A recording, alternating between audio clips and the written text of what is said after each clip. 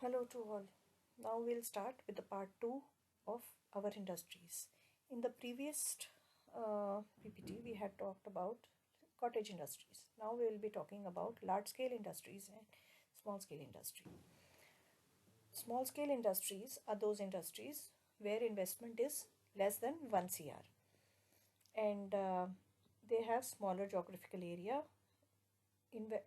employ small amount of people, and their production is also very low. Whereas in large scale industries invest more than 1 crore rupees and their geographical area is more, they employ more people, and their produces at a bigger output. Now how I can define small scale industry and large scale industry is the small scale industries have less capital and investment, while large scale industries have huge capital and investment.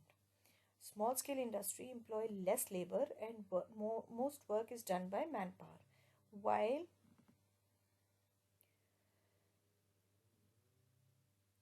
in large scale industries most work is done by machines. अब हम लोग अगर बात करें small scale industry में थोड़े पैसों में इन्वेस्ट किया जाता है और एक इंडस्ट्री लगाई जाती है, where is large scale industry में ज़्यादा पैसा लगाया जाता है और ज़्यादा इन्वेस्टमेंट किया जाता है. स्मॉल स्केल इंडस्ट्री में हम लेबरर्स को हायर नहीं कर सकते, मीन्स कोई हमारे लिए काम करे, बहुत सारे लोगों को हम हायर नहीं करते हैं, लिमिटेड लोग होते हैं. और मैन पावर मतलब ज़्यादातर मशीन्स नहीं होती हैं, लोग हाथ से काम करते हैं.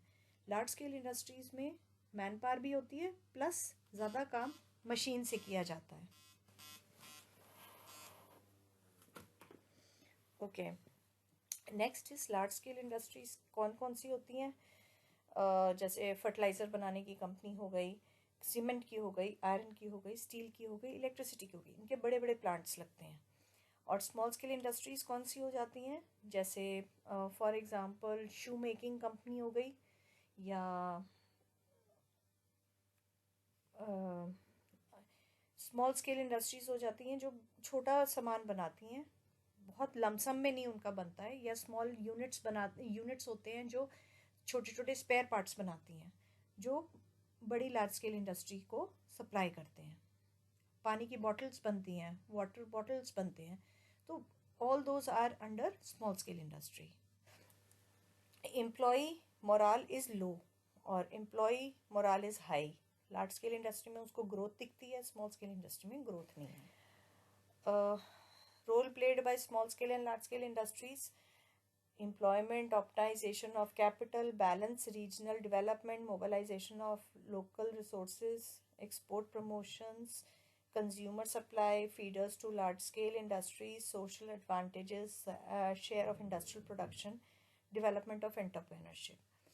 Modernization of agriculture, providing employment to 22% of population, share in GDP 30%, two-thirds of exports earning are from industries, raising income of people by enhancing the economic growth. Industrial growth meets the ever-increasing demand for industrial goods, strengthening the economy by providing infrastructure like railways, dams, which are importable.